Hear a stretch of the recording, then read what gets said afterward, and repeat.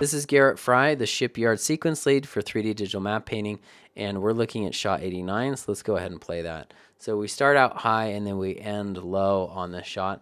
What we need to do for this is add more distance. So we have some great things going on here on the left side.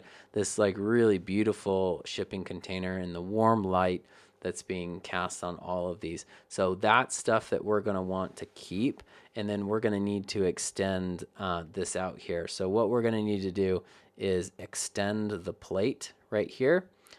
These shipping containers with new shipping containers that are complete, that doesn't have this this little mound in it, and then we're just going to obliterate all of this stuff on the right side of frame, and then we're going to add depth to this shot. So we're going to have like the far end of the shipyard right here.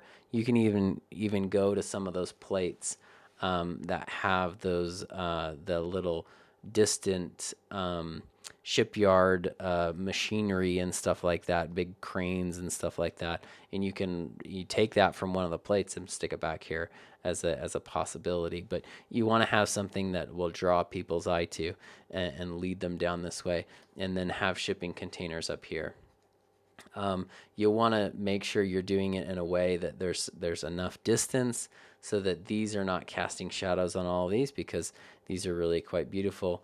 And then so you'll want the little canyon that you've got to be wide enough. So maybe this side, just like this side, does a stair step back.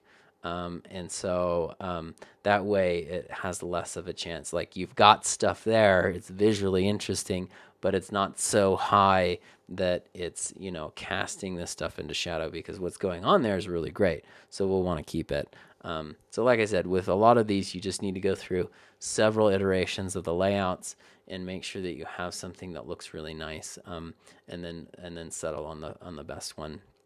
And anytime you're doing 3D, make sure that you're using those level of details and the different models with the different resolutions, so that you're not going to kill your machine.